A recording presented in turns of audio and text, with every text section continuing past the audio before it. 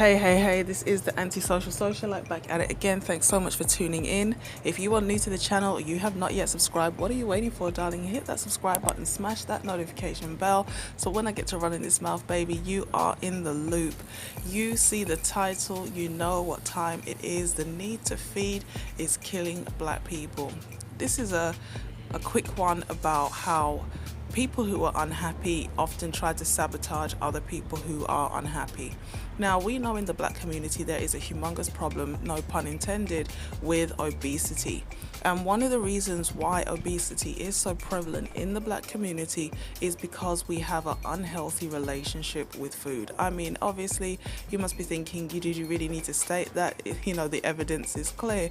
But we're talking about a lack of education and also a lack of drive. I mean, how many times have you met a very slim black woman? I mean, we're talking about, you know, quote unquote skinny, and the first thing they say to you is, I need to put on more weight. Or maybe you yourself have lost weight and you find that as soon as people see you after some time having lost a few pounds, the first thing they say, oh, don't lose too much. You see, the idea of feeding people because you love them is often a way that black women sabotage other black women's prospects of finding love. You see, they're unhappy. Maybe, I mean, as most people know, once you hit around 30, your metabolism starts to slow down, which means that losing weight becomes harder.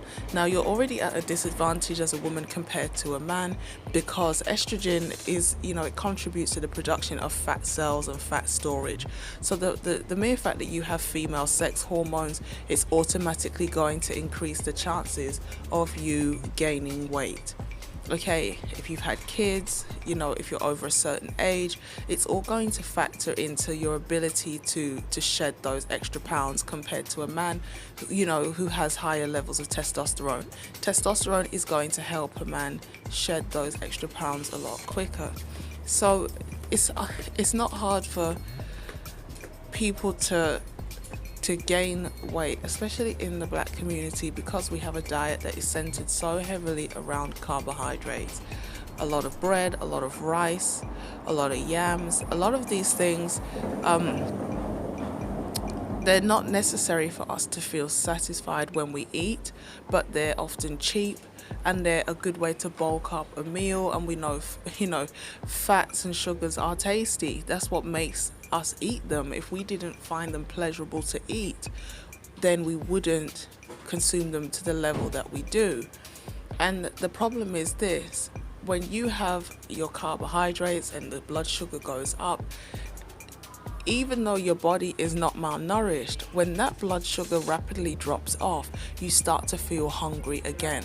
This is why when you eat snacks, you suddenly feel more hungry and you think, how can I be hungry again so soon when I've just eaten? But it's not so much that your body is lacking nourishment. The problem is your body's blood sugar has dropped so low, you start to experience hunger pangs. Okay, this is why we need to understand food. But the lack of education when it comes on to portion size, you know, the structure of a balanced meal and foods to just avoid, along with ways to cook. I mean, you have a lot of black people that say, I eat healthy because, and then they start to list the foods that they eat. Yes, you are eating the right food, but maybe the way you prepare it destroys any nutritional value.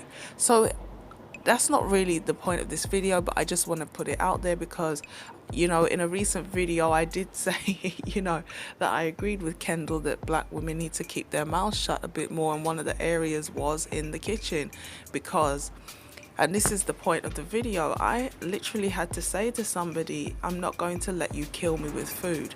And, you know, it's kind of like after watching videos from the manosphere, I began to understand this concept of the sisterhood of failure, how when you have women around you who are maybe past their prime, they're not getting as many sexual offers as you have the capacity to get, they find ways to sow negative seeds. And one of the ways that they can actually do this is by literally physically sabotaging you.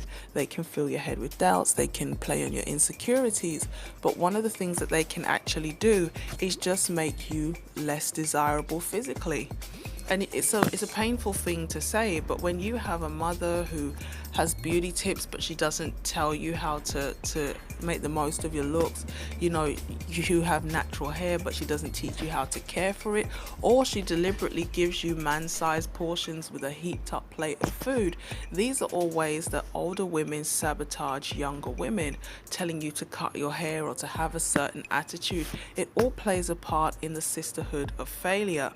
And it's really sad because they will tell you that this is love, but giving a person food daily that causes them to be morbidly obese, have heart problems, knee problems, back pain, increased risk of diabetes, how is that a plate of love? Shout out to O'Shea recently. He did a video, I believe, talking about, is it time that black people give up soul food? And again, I mean, it doesn't matter which culture you go to, they have their brand of, that comfort soul food, whatever it is, but they are not enjoying it on a daily basis. They're not deceiving themselves that it's acceptable to eat a certain way all the time. And then we as women, especially the dark-skinned black women, the colorism crying crew, they are the ones who are always saying the reason why black men don't want you is because you're too dark.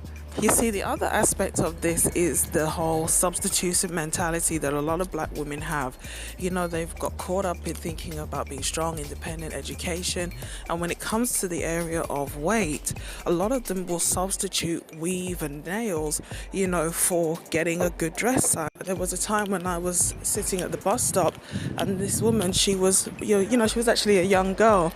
She was morbidly obese, but she had hair down to her back, long nails, and it's like, you think that because you've got a pretty face, that you've done up very well, this long, Brazilian and these nails, that you can substitute or kind of hide the fact that you are morbidly obese.